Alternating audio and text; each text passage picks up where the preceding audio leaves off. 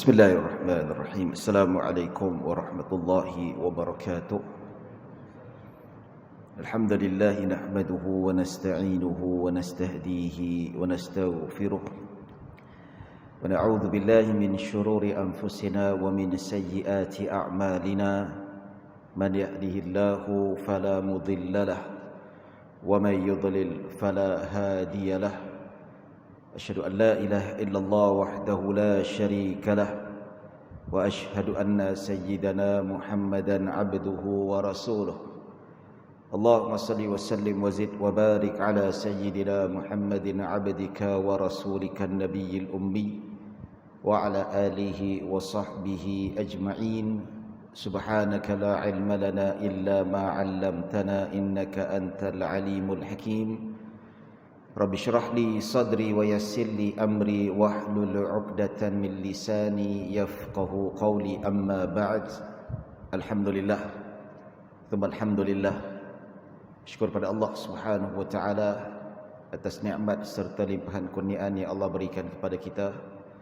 Nikmat kesihatan, nikmat panjang umur, nikmat kelapangan waktu yang kita laburkan demi ketaatan kepada Allah Subhanahu wa taala, dan bersyukur juga tuan-tuan kita dipilih oleh Allah untuk menjadi tetamunya di rumahnya yang mulia serta indah ini. Lebih-lebih lagi kita terpilih duduk dalam satu majlis yang sangat dimuliakan oleh Allah Subhanahu wa taala, sehingga kan Nabi sallallahu alaihi wasallam menggesa para sahabat untuk mengambil peluang berada dalam satu majlis ilmu yang sangat dimuliakan oleh Allah Subhanahu wa taala, sehingga kan Nabi sallallahu alaihi wasallam bersabda, "Idza marartum bi riyadil jannati farta'u." Nabi berpesan, jikalau kamu melintasi taman-taman syurga, maka hendaklah kamu singgah dan ambil manfaat. Maka para sahabat bertanya, "Ma riyadul jannati ya Rasulullah?" Apakah yang dimaksudkan dengan taman-taman syurga? Seolah-olah menjadi kehairanan dalam kalangan sahabat. Seolah-olah dekat dunia ni ada syurga. Nabi kata, nampak syurga, nampak taman-taman syurga, singgah dan ambil manfaat. Sahabat hairan, dunia ni ada syurga ke? Maka mereka bertanya, apakah yang dimaksudkan dengan taman-taman syurga? Maka Nabi SAW sebut khilaqul zikri, iaitu majlis-majlis ilmu ataupun majlis-majlis zikir. Alhamdulillah, kita sekarang berada di taman-taman syurga, Riyadh ataupun Raudhah. Kalau kita pergi Madinah, kita jarang-jarang nak miss lah. Paling tak pun sekali dua kali kita nak sembahyang di dalam Raudhah. Nabi kata, "Ma baina baiti wa minbari raudhatun min riyadil jannah." Di antara rumahku dan mimbarku adalah salah satu daripada taman-taman syurga. Ulama sebut maksudnya apa? Beribadah di dalam Raudhatul Rasul, di dalam Masjid Nabawi itu, insya-Allah bermakna kita menempah tempat di dalam syurga. Sembahyang, beribadah, berzikir, baca Al-Quran dalam Raudhah. Ulama kata bermakna kita berusaha insya-Allah menempah tempat kita di dalam syurga. Tuan-tuan, dekat Malaysia pun banyak taman-taman syurga. Nabi kata majlis-majlis ilmu yang kita duduk sekarang ni lah. Ya, bermakna apa? Ulama mensyarahkan, antaranya Al-Imam Ibn Al-Mulaqin rahimahullahu ta'ala, iaitu samalah duduk dalam majlis ilmu ni seolah-olah kita menempah tempat kita di dalam syurga. Ia berdasarkan hadis Nabi sallallahu alaihi wasallam, yang mana hadis lain yang membuktikan kita duduk dalam majlis ilmu ni sebagai menempah tempat di dalam syurga. Ada hadis yang lain Nabi SAW riwayatkan dalam Sahih Muslim, yang mana Nabi SAW bersabda, "Man salaka tariqan yaltamisu fihi ilman, sahhalallahu lahu bihi tariqan ilal jannah." Sesiapa yang merentasi jalan untuk menuntut ilmu, iaitu ilmu yang mendekatkan kita kepada Allah Subhanahu wa taala, ilmu yang mendekatkan kita kepada sunnah Nabi sallallahu alaihi wasallam. Sahhalallahu lahu bihi tariqan ilal jannah, maka Allah akan permudahkan jalannya ke syurga. Itu maksudnya taman-taman syurga. Makna kita duduk dalam taman syurga bermakna kita nak mudahkan jalan kita ke syurga Allah Subhanahu wa taala. Jadi sebab itulah tuan-tuan, dalam erti kata ada majlis ilmu, kita ambil manfaat. Tak kiralah siapa penceramah sekalipun. Tak kisahlah penceramah tu kelakar ke tak kelakar ke. Yang penting kita nak ilmu dia, pengisian dia, perkongsian dia. Dan kita nak barakah daripada taman-taman syurga itu, manfaatnya kembali kepada kita, yang mana imbalannya insya-Allah dipermudahkan urusan kita untuk menuju ke syurga Allah Subhanahu wa taala. Tuan-tuan dan puan-puan yang dirahmati Allah Subhanahu wa taala, insya-Allah kita sambung pengajian hadis fardu ain, yang mana kita terhenti pada hadis bab berkaitan dengan bagaimana Nabi sallallahu alaihi wasallam, hadis yang keempat, ya, hadis bab cara berwuduk. Kita sudah bincangkan beberapa hadis, dan begitu juga kita sudah bincangkan beberapa sifat wuduk Nabi ataupun cara wuduk Nabi yang diajarkan oleh baginda sallallahu alaihi wasallam, beberapa versi, beberapa riwayat yang ditunjukkan oleh baginda sallallahu alaihi wasallam melalui beberapa para sahabat. Ada riwayat sifat wuduk Nabi yang diriwayatkan daripada Sayyidina Uthman, dan ada riwayat yang diriwayatkan daripada Abdullah bin Zaid radhiyallahu anhu. Yang kedua pula ada sedikit perbezaan, dan ada juga riwayat daripada Jabir ibnu Mas'ud, dan mana erti kata ada sedikit perbezaan tetapi lebih kurang sahaja, cuma dijelaskan secara spesifik yang lebih detail dan lebih mendalam. Ya, baik. Jadi saya nak sambung beberapa hadis yang penting kita cerita tentang sifat wuduk Nabi sallallahu alaihi wasallam, yang mana ada satu hadis. Bismillahirrahmanirrahim. Qala al-musannif rahimahullahu ta'ala wa nafa'ana bihi wa bi'ulumi fid dharain, an Abi Hurairah radhiyallahu anhu qala qala Rasulullah sallallahu alaihi wasallam, inna ummati yud'auna yawmal qiyamati ghurran muhajjalin min athari al-wudu' faman istata'a minkum an yutila ghurratahu falyaf'al. Muttafaqun alaih. Maksud hadis, Sayyidina Abu Hurairah radhiyallahu anhu berkata, aku mendengar Rasulullah sallallahu alaihi wasallam bersabda, sesungguhnya umatku akan datang pada hari kiamat dalam keadaan wajah dan tangan yang berkilauan, kesan dari wuduk. Maka sesiapa di antara kamu yang dapat memanjangkan kilauannya, hendaklah dia melakukannya. Hadis riwayat Bukhari dan Muslim. Ini salah satu sifat wuduk Nabi yang Nabi ajar kepada kita. Maksudnya apa tuan-tuan? Sifat wuduk Nabi yang mana Nabi sebut pertama sekali dekat akhirat, umat Nabi Muhammad akan dipanggil oleh Allah Subhanahu wa taala. Dipanggil tu erti kata dipanggil untuk dihitung amalan masing-masing, ataupun dipanggil untuk masuk ke syurga Allah Subhanahu wa taala. Dalam hadis ni tidak dinyatakan secara spesifik. Cuma yang nak diemphasizekan di sini, orang yang berwuduk dengan sempurna, wajah, tangan, kakinya akan berkilauan, akan bercahaya, kesan daripada wuduk yang sempurna. Ini kelebihan. Tapi dengan syarat wuduk yang sempurna lah. Wuduk yang sempurna, wuduk yang ikhlas. Yang jelas kita sebutkan sebelum ini bahawa wuduk ini adalah ibadah. Wuduk itu adalah ibadah yang mana dia menghasilkan pahala dan menggugurkan dosa itu sendiri. Jadi antara kelebihannya dekat akhirat, mereka yang wuduk yang sempurna, wajah, tangan dan kakinya akan berkilauan. Baik, apa makna wajah, kaki, tangan berkilauan dekat akhirat kelak? Kesan daripada wuduk yang sempurna. Ada dua tafsiran dalam kalangan para ulama. Maksud kilauan cahaya bagi orang yang berwuduk ini iaitu cahaya dekat akhirat. Sebab apa? Ada dalam riwayat menyebut dekat akhirat, di padang mahsyar, suasana akhirat kelak, sebelum kita ditentukan syurga ke neraka, suasana sangat gelap. Manusia jalan beraba-raba, merangkak-rangkak, tak nampak jalan.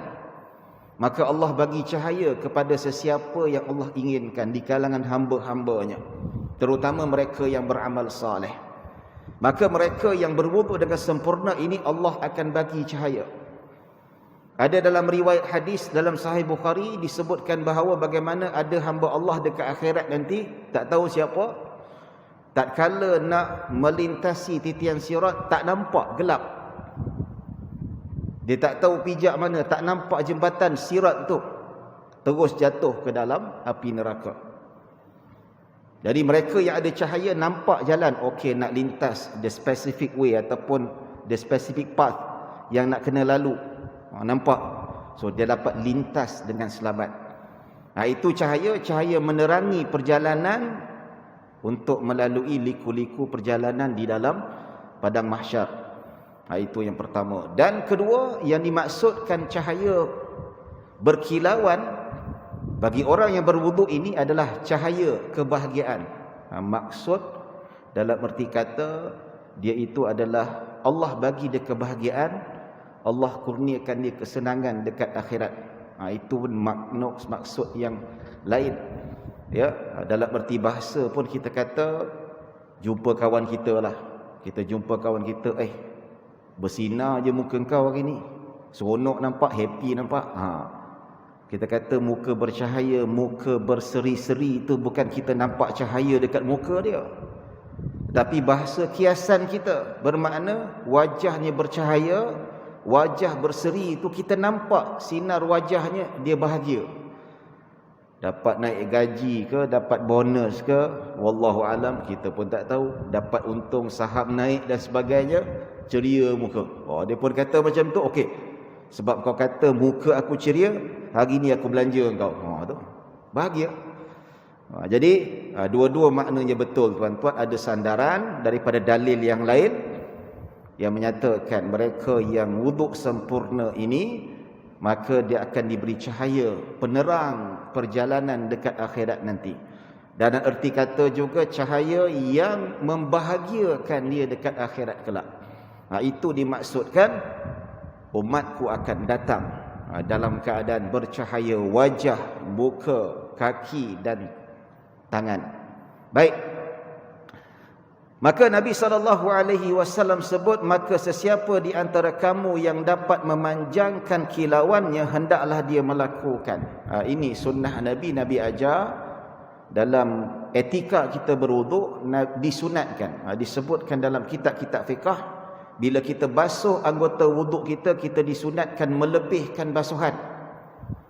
Maksudnya kalau kadar anggota yang wajib tu, Nabi kata basuh kasih lebihkan basuhan. Nanti kita akan tengok bagaimana Nabi lebihkan basuhan, amalan para sahabat Nabi SAW. Maka Nabi kata kalau kita lebihkan basuhan anggota wuduk tu, kalau dekat tangan tu bukan sampai ngam-ngam dekat siku, dia lebih sampai dekat lengan. Nabi kata kalau sesiapa yang mampu untuk melebihkan, expand dia punya kilauan tu, Nabi kata lakukan. Maksudnya pilihan kita, ketentuan kita untuk menentukan berapa banyak kilauan kita boleh dapat.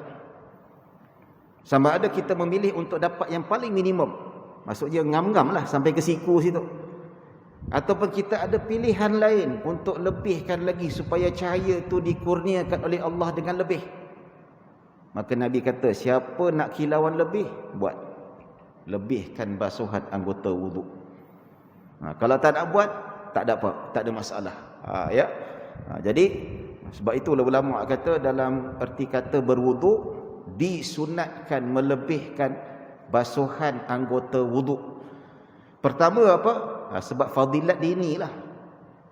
Lagi lebih kita basuh, lagi banyak kilauan yang Allah berikan kepada kita. Kedua, kenapa kita basuh lebih? Bila kita basuh lebih, terjamin anggota yang wajib itu pasti kena. Kalau kita basuh ngam-ngam, takut ada part yang tak kena tu tuan-tuan. Tapi kalau kita lebihkan basuhan, pasti yang wajib tu kena. Maksudnya tindakan yang lebih selamat, tindakan yang lebih berhati-hati, itu yang kita dapat. Sebab apa? Ada satu kecaman daripada Nabi SAW ketika mana Nabi daripada Mekah balik daripada umrah, balik ke Madinah, ya, masa perjanjian Hudaibiyah kan, Nabi tak dapat buat umrah. So Nabi dekat mikot Hudaibiyah, Quraisy tak bagi Nabi masuk, Nabi pun tahallul dekat Hudaibiyah. Lepas tu Nabi balik. Ketika balik tu pada waktu petang, hampir-hampir maghrib, para sahabat dan Nabi jumpa kawasan oasis, ada air ataupun satu tempat yang ada telaga. Maka waktu pun nak habis, maka di kalangan para sahabat mereka berkejar-kejar nak berwuduk. So mereka berwuduk dalam keadaan berkejar-kejar sampai ada tempat yang tak kena air wuduk, iaitu dekat buku lali. Nabi pun nampak. Sebab tergesa-gesanya sahabat mereka berwuduk itu sampai buku lali tak kena air. Tumit, maaf. Sampai ada sedikit tumit tak kena. Maka Nabi SAW berpesan kepada para sahabat, wailun lil aqabi minan nar. Celakalah tumit-tumit kaki yang akan dibakar oleh api neraka. Maksudnya dengan kelalaian kita tak berwuduk betul-betul, ada bahagian anggota yang wajib kena air, tak kena air, Nabi kata itulah nanti yang akan dibakar oleh api neraka. Macam sahabat dia, ialah nak cepat sangat, sampai tumit tak kena air, tumit tu nanti akan dibakar oleh api neraka. Sebab tu kalau kita lebihkan basuhan anggota wuduk, maka kita akan dapat ganjaran yang lebih, dan kedua pasti akan kita bertindak dengan tindakan yang lebih selamat. Baik, ada satu riwayat tuan-tuan, wa fi lafzin li Muslim, raaitu Abu Hurairah radhiyallahu anhu faghasala yatawaddau. Ya, lafaz daripada Nu'aim al-Mujmir, ya. Nu'aim al-Mujmir meriwayatkan hadis ni. Dia kata, raaitu Abu Hurairah yatawaddau faghasala wajhahu wa yadayhi hatta kada yablughu al-mankibain. ثم غسل رجله حتى رفع إلى ساقين ثم قال سمعت رسول الله صلى الله عليه وسلم يقول إن أمتي يدعون يوم القيامة غرا محجلين من آثار الوضوء فمن استطاع منكم أن يطيل غرته وتخجيله فليفعل. Menurut riwayat Muslim, aku melihat Abu Hurairah, perawi hadis yang meriwayatkan hadis sebelum ni, iaitu Nu'aim al-Mujmir. Nu'aim al-Mujmir siapa? Perawi hadis, anak murid kepada Abu Hurairah, ataupun tabi'in yang berguru ataupun mengambil hadis daripada sahabat-sahabat Nabi SAW.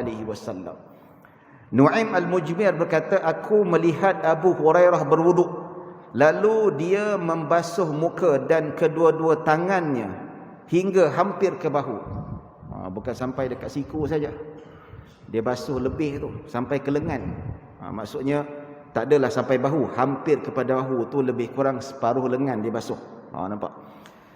Kemudian beliau membasuh kedua-dua kakinya sehingga ke paras kedua-dua betis. Nampak tu, itu maksudnya.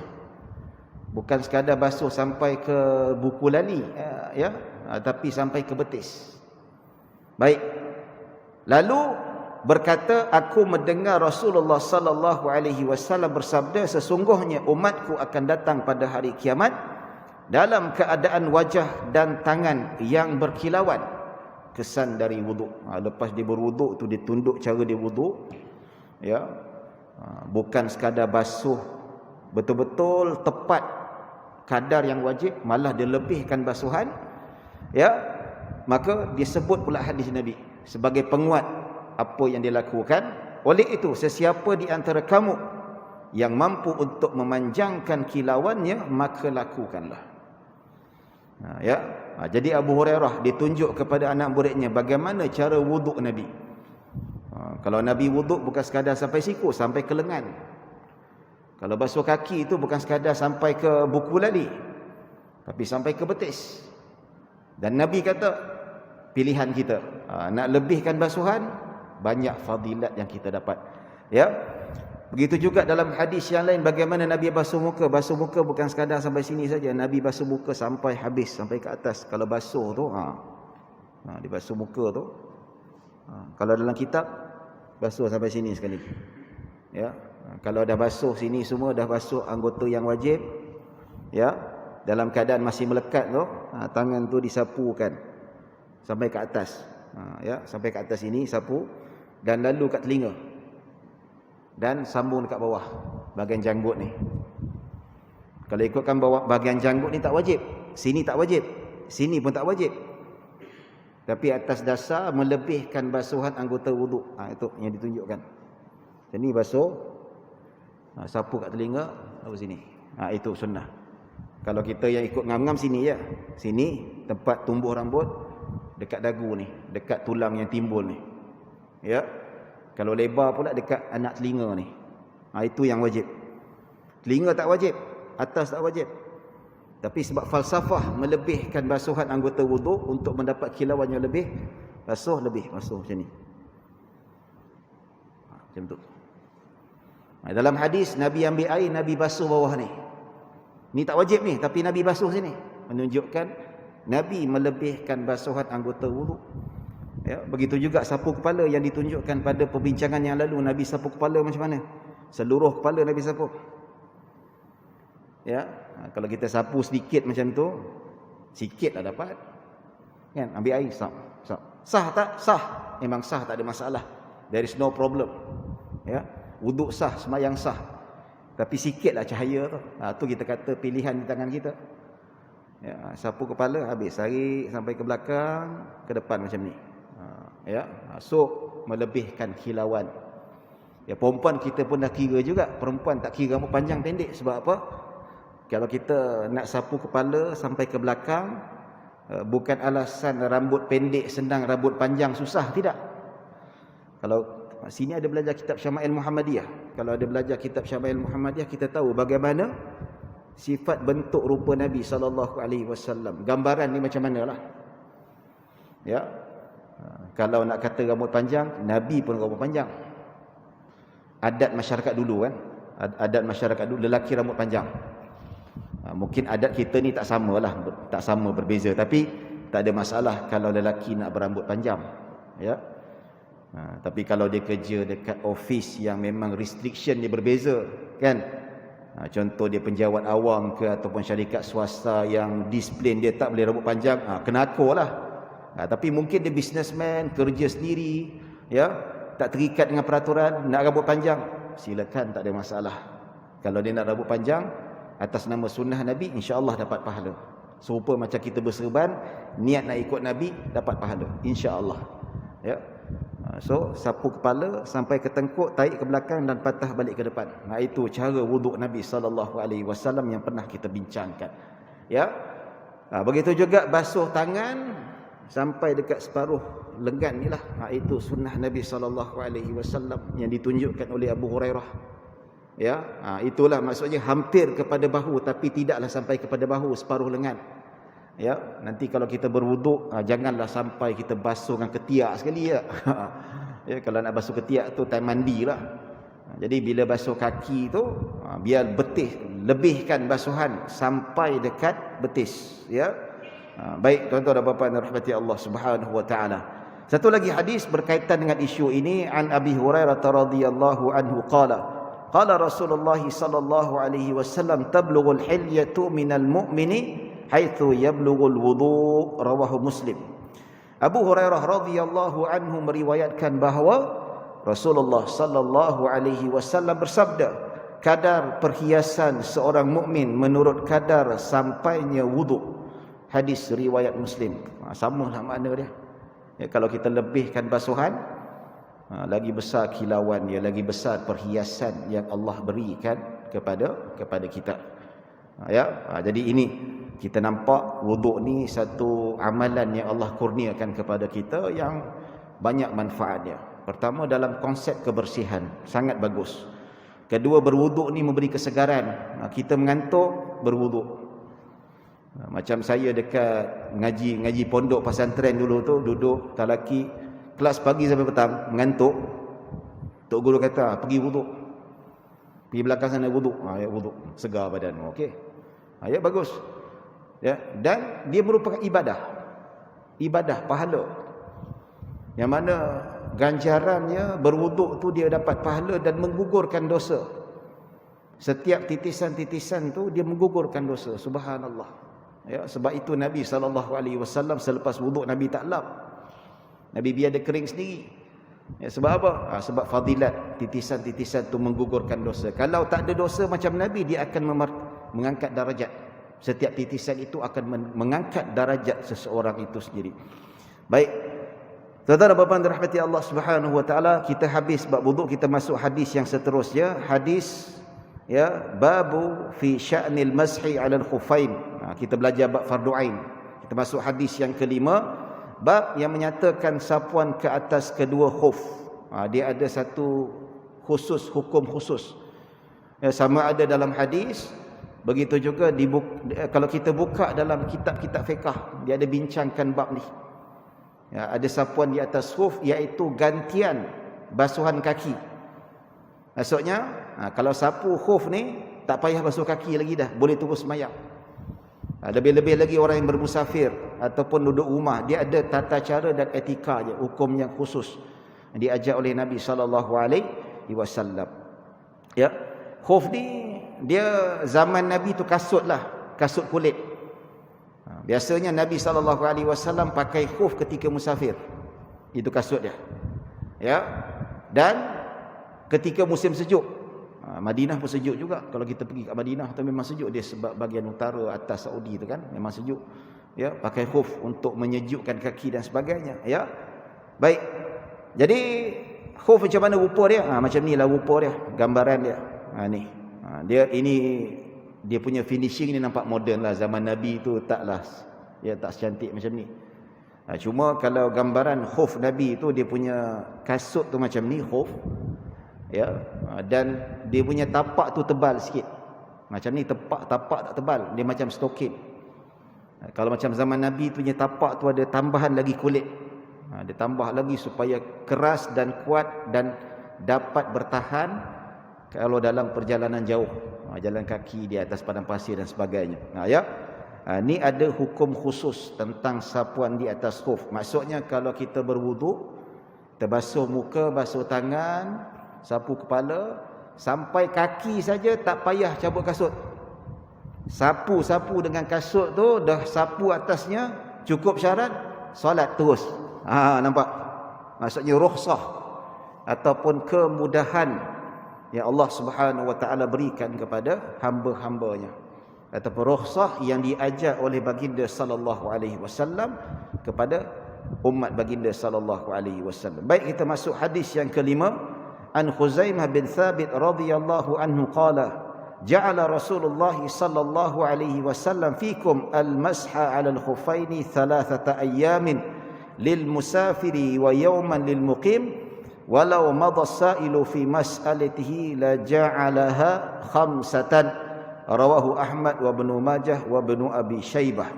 Baik, Khuzaimah bin Thabit radhiyallahu anhu berkata, Rasulullah sallallahu alaihi wasallam telah menetapkan sapuan di atas kedua-dua khuf selama 3 hari untuk orang yang bermusafir dan 1 hari untuk orang yang bermukim. Jika penyoal bertanya lagi, pasti baginda sallallahu alaihi wasallam akan menetapkan 5 hari. Hadis riwayat Ahmad, Ibnu Majah dan Ibnu Abi Syaibah. Hadis sahih. Ini dia ada banyak lagi tuan-tuan hadis-hadis berkaitan dengan hukum hakam khuf ini. Tapi saya petik 2-3 lah. Ya. Baik, khuf ni dia ada tempoh dia. Tempoh tertentu. Tempoh orang yang bermukim dan tempoh orang yang bermusafir. Maksudnya kalau orang bermusafir, ya, kita bawa konteks musafir pada zaman Nabi sallallahu alaihi wasallam. Ya, zaman kita ni bak kata orang mudah sungguhlah, very convenience lah sekarang. Ada hotelnya, ada kereta. Ya, orang sekarang pergi bawa kereta pun dia pakai selipar. Drive kereta pakai selipar, tak? Ya. Senang, selesa, nak cabut senang, nak pergi sembahyang senang. Jadi tak macam dulu. Macam dulu tu musafir kena pakai kasut. Kalau pakai slipper tu sakit kaki, perjalanan susah dan sebagainya. Maka Nabi bagi kemudahan kepada orang yang bermusafir 3 hari dalam perjalanan tu, ya, dia boleh sapu di atas khuf tanpa mencabut. Selama 3 hari 3 malam tu, orang bermusafir dia akan pasang kasut dekat kaki dia. Bila time solat, tak payah cabut, sapu saja di atas khuf, terus solat. Selama 3 hari 3 malam. Ya, itu perjalanan, ya, perjalanan yang kita kata perjalanan jauh. Kan dirakamkan perjalanan Nabi Mekah ke Madinah mengambil masa 7 hari hijrah Nabi. Pasal apa 7 hari? Panjang tu. Pasal apa? Sebab Nabi ikut jalan yang tak normal, bukan jalan yang biasa. Sebab apa? Nak elakkan daripada dikesan oleh kafir Quraisy. 7 hari. Biasa perjalanan Mekah Madinah 3-4 hari saja. Tapi sebab ikut jalan yang tak normal, jadi 7 hari. So perjalanan tu panjang. So perjalanan panjang tu mereka memerlukan satu ibadah yang khusus yang memudahkan. Ya. Jadi mereka biasa ni berjalan tak cabut-cabut kasut. So tak cabut kasut selama 3 hari 3 malam, mereka boleh menggunakan peruntukan yang Nabi SAW berikan ini. Selama 3 hari 3 malam tak cabut-cabut, sapu saja di atas khuf, solat, memudahkan. Ini kalau kita kata aplikasi kepada tentera-tentera kita. Ya. Saya ada beberapa sahabat yang bertugas di Kor Agama Angkatan Tentera, ya. Dia ada satu modul, saya ceritakan bagaimana tentera ni, kasut askar ni dia memang kita kata macam khuf lah, yang tahan, ya, air pun tak masuk dan memang melepasi bahagian tumit. Pun macam tu juga askar dekat apa ni, dekat hutan sempadan, mereka solat tak cabut. Mereka sapu di atas kasut mereka. Sebab apa nak cabut kasut askar ni, tuan-tuan? Nak cabut satu masalah, nak ikat pun satu masalah. Tali je banyak sangat, lubang dia banyak sangat. Ya. Jadi kalau ada sapu khuf tu sangat memudahkan perwira-perwira kita nak bertugas dekat sempadan. Nampak tak? Jadi cantiklah.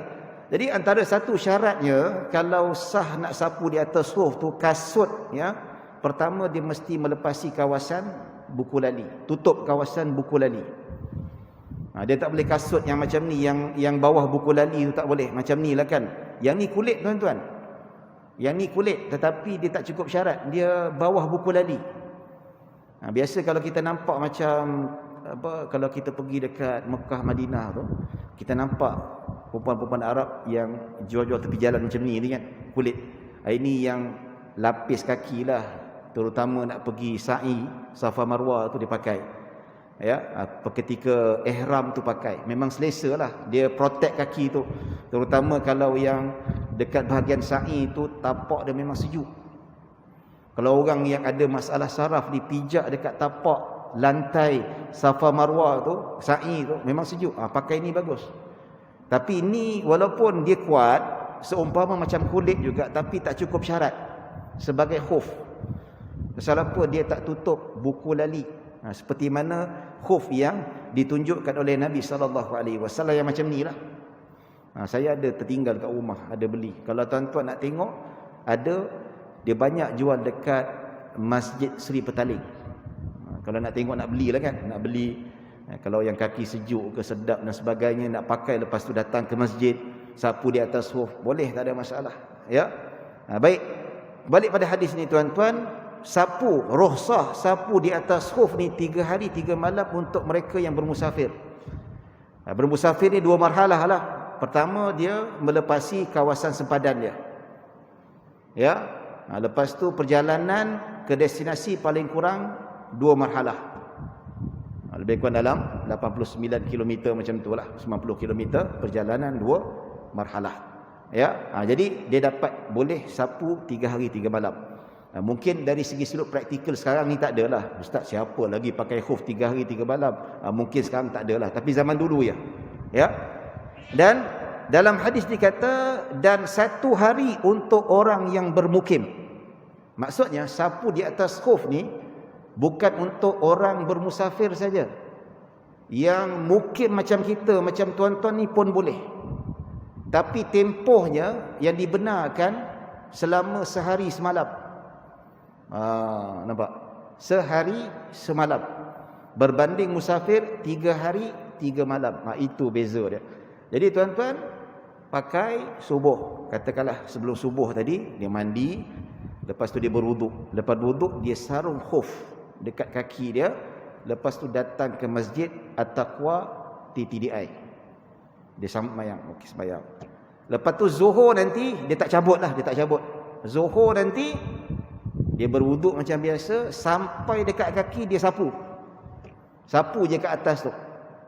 Ya, tak perlu sapu kat bawah sekali. Sapu dekat atas tu sudah memadai sembahyang Zuhur. Zuhur balik rumah tak cabut. Sampai asar dia berwuduk macam biasa, sampai dekat kaki tu disapu saja. Lepas sembahyang asar. Maghrib, Isyak sampai besok. So, sampai besok subuh dah cukup 24 jam, sehari semalam. So dia tak boleh sapu lagi dah. Sebab apa? Dia punya validity tu dah habis dah. Validity period sudah habis. So dia kena buka khuf tu, dia kena wuduk sekali lagi. Lepas tu dipasang balik. Baru dapat peruntukan yang baru pula, sehari semalam. Ini. Jadi praktikal ni tuan-tuan, bagus macam saya pernah menetap dekat England dulu, musim sejuk. It's very helpful lah. Ya. Sebab apa? Memang kat sana Muslim kat sana memang pakai khuf, pakai stokin, pakai khuf. Wah, sedap lah. So sehari suntuk tu tak cabut.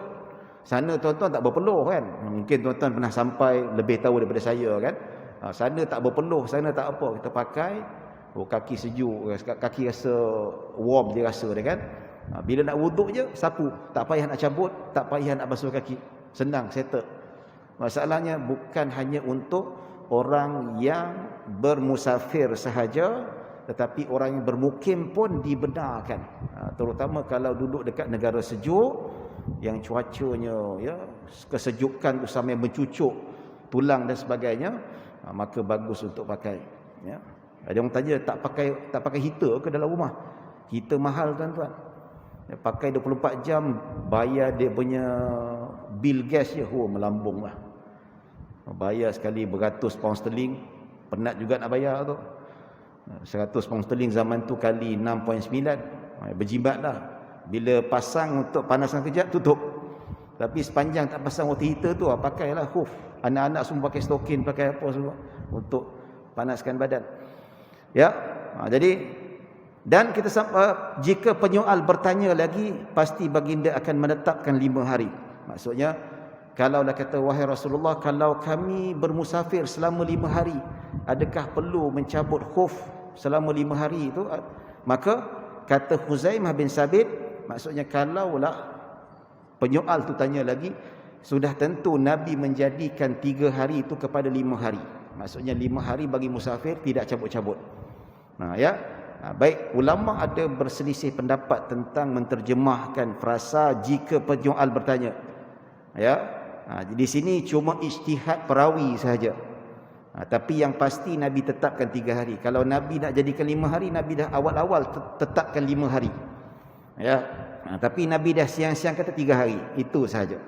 Cuma ijtihad perawi, dia kata kalau mungkinlah ada penyoal kata Rasulullah, kalau kami bermusafir 3 hari, boleh tak kalau tak cabut? Ataupun selama 5 hari itu hanya sapu di atas khuf? Sudah tentu Nabi kata ya. Itu ijtihad dia sajalah. Kita tak bincang tentang hal ini. Baik, sebelum kita tutup, kita baca satu lagi hadis sebagai maklumat tambahan. Baik.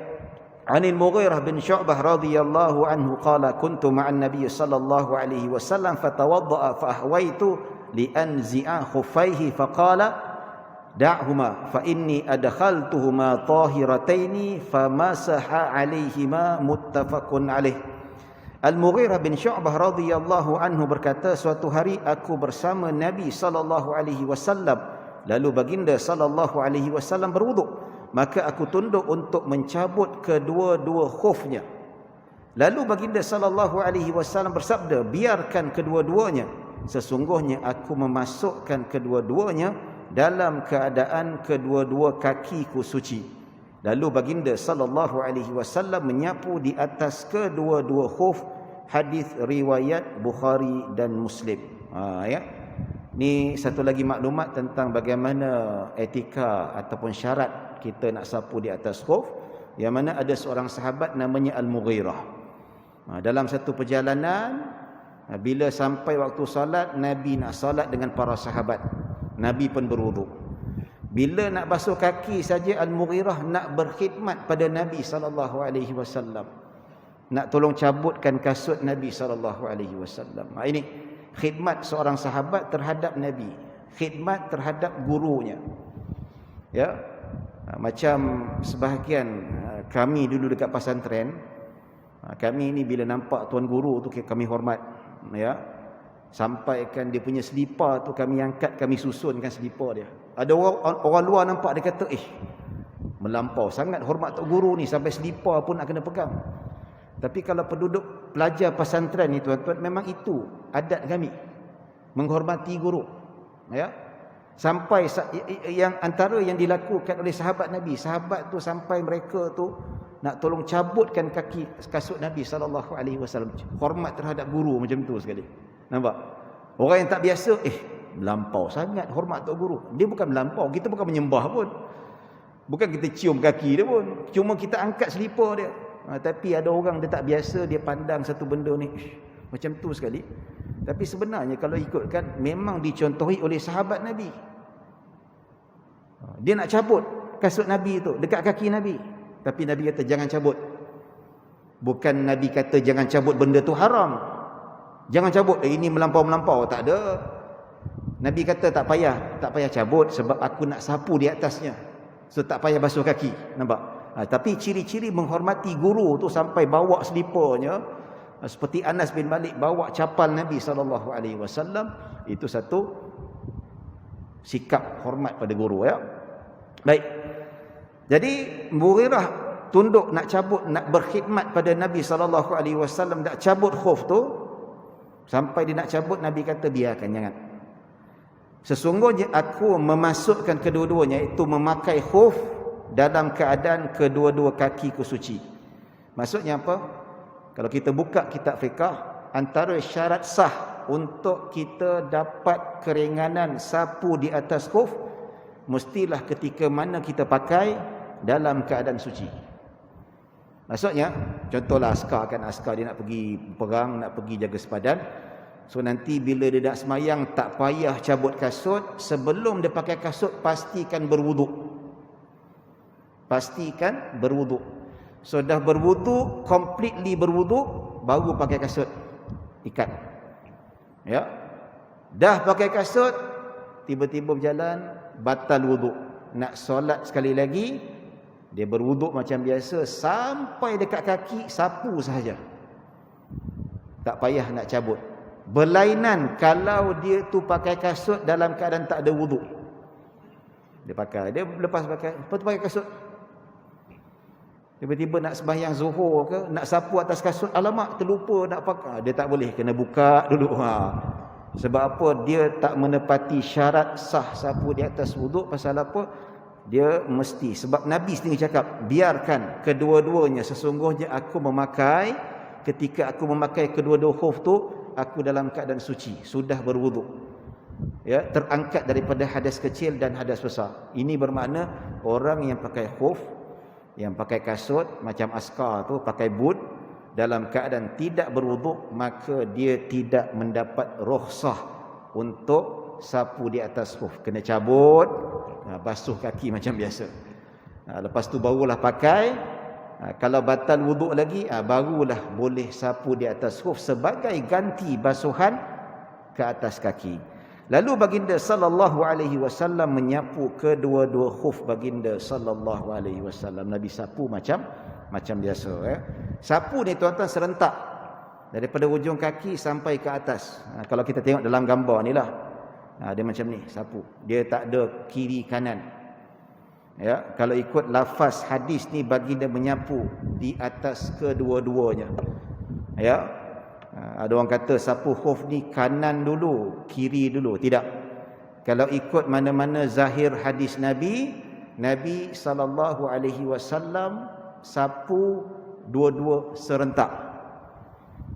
Kan wuduk basuh kaki kanan dulu baru kiri. Itu wuduk basuh kaki, tapi khuf dia berbeza.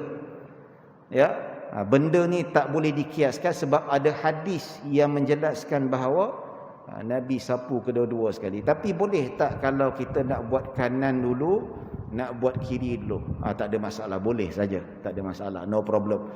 Ada orang dia tak boleh nak tunduk.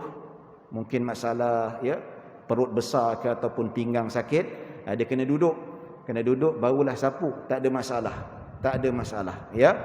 Jadi dia sapu di atas bahagian atas dan tak perlu sapu pada seluruhnya ataupun sekelilingnya. Ya, jadi bila disebutkan sekelilingnya itu, maka sikit pun sudah memadai. Dalam erti kata kalau ini kaki dia, dia ambil satu colet air pun boleh dah. Secolet air tu. Ya. Dalam kitab fiqh mazhab Syafi'i tu, dia tak sapu, dia titikkan air di atas khuf tu pun sudah memadai. Tapi tak afdaliyah. Afdal sapu ke atas. Basahkan tangan, lembapkan tangan, sapu di atasnya. Macam tu, ya. Ini gambaran yang boleh kita lihat, ya. Bolehlah kalau kita nak pakai ataupun tidak. Ada orang tanya saya tengok Arab ni dia sapu di atas token. Dia sapu di atas stokin. Boleh ke sapu di atas stokin? Kalau ikut mazhab Syafi'i tak boleh. Ya. Kalau ikut mazhab majoriti mazhab tidak membenarkan sapu di atas stokin. Sebab apa? Antara syarat sahnya sapu di atas khuf tu mesti kuat. Mesti tahan ketika dalam perjalanan. Kalau macam stokin ni tak boleh. Kalau jalan 1-2 km dah koyak dah tuan-tuan. Nampak? Ya, sebab apa? Khuf tu kasut, dia bukan stokin. Cuma dalam mazhab Hambali dia kata stokin yang tebal, yang kuat. Ini juga dalam kitab Minhajul Talibin disebutkan sebagai pendapat muqabil al-asah. Maksudnya boleh sapu di atas mansuj yang disulam dengan kain. Tapi dengan syarat juga. Mazhab Syafi'i pendapat kedua, sebahagian ulama mazhab Syafi'i dia kata membenarkan sapu di atas tokin tapi syarat yang tebal. Betul-betul tebal, yang kuat. Kalau perjalanan 2 marhalah tu dia boleh tahan, tak koyak. Tapi susahlah nak cari stokin macam tu. Ya. Jadi tapi saya tengok Arab selamba je buat. Selamba tu kalau kita lihat wallahu alam dalam 4 mazhab saya tak jumpa. Ya. Even kalau mazhab Hambali yang membenarkan sapu di atas tokin, mazhab Hambali mutaakhir, ulama-ulama mutaakhir mazhab Hambali membenarkan sapu atas tokin, tetapi kalau buka kitab-kitab mereka stokin mesti yang tebal, betul-betul tebal. Kalau stokin yang pakai pejabat, yang kaum ibu ni pakai tak cukup syarat. So ikut amalan Arab tak nafikan ada fatwa-fatwa moden. Ulama-ulama moden, bukan ulama-ulama mazhab, ulama-ulama moden seperti Yusuf Al-Qaradawi dan beberapa ulama Azhar, ya. Tapi bagi saya kita lebih selamat jangan pakai pendapat tu lah. Ya, lebih selamat kita elakkan. Pasal apa? Takut-takut tak sah. Ya, sebab apa? 4 mazhab kita ni tak ada yang kata boleh sapu di atas tokin yang nipis macam tu. Zaman dulu pun dah ada stokin nipis macam tu tuan-tuan, dah ada dah. Zaman Imam Syafi'i ke zaman ulama-ulama Imam Nawawi ke dah ada dah. Ya, tapi kita bukan tak hormat pandangan ulama-ulama moden, kita hormat, mereka pun ulama besar dan alim dan sebagainya. Cuma saya syorkan walaupun ada pendapat-pendapat ulama contemporary yang membenarkan sapu di atas khuf, sapu di atas tokin macam sapu di atas khuf, cuma bagi saya elakkan pendapat itu. Kita ambil pendapat yang lebih selamat. Pasal apa? Kita nak ibadat. Ibadat ni ialah kena pilih yang lebih berhati-hati. Takut-takut kita ambil pendapat tu yang ya wallahu alam tiba-tiba tak sah ke macam mana ke. Ini bab ibadah. Ya, ibadah kita nak bertanggungjawabkan di hadapan Allah Subhanahu wa taala, ya. Baik tuan-tuan dan puan-puan dirahmati Allah Subhanahu wa taala. Saya rasa cukup sekadar itu, insya-Allah 45 minit lebih kurang. Mudah-mudahan kita mendapat rahmah dan maghfirah. Jadi insya-Allah berkat kita berhimpun pada pagi yang berbahagia ini, Allah memberi pengampunan, Allah memberi keberkatan pada kita insya-Allah. Saya mohon maaf kalau ada salah silap, kalau ada kekurangan, yang baik hanya daripada Allah Subhanahu wa taala. Kekurangan kesilapan datang daripada diri saya sendiri. Aku qauli hadza wa astaghfirullahal azim li wa lakum wa lisairil muslimina wal muslimat wal mu'minina wal mu'minat. Bismillahirrahmanirrahim. Allahumma ij'al jam'ana hadza jam'an marhuma wa tafarruqana min ba'di tafarruqan ma'suma. Allahumma la tada' fi maqamina hadza dhanban illa ghafarta wa la hamman illa farajta wa la daynan illa qadaita wa la maridan illa shafaita wa la hajatan min hawaijid dunya wal akhirati illa qadaitaha ya rabbal alamin. Sallallahu ala sayyidina Muhammadin wa ala alihi wa sahbihi wasallam. Alhamdulillahi rabbil alamin. Assalamualaikum warahmatullahi wabarakatuh.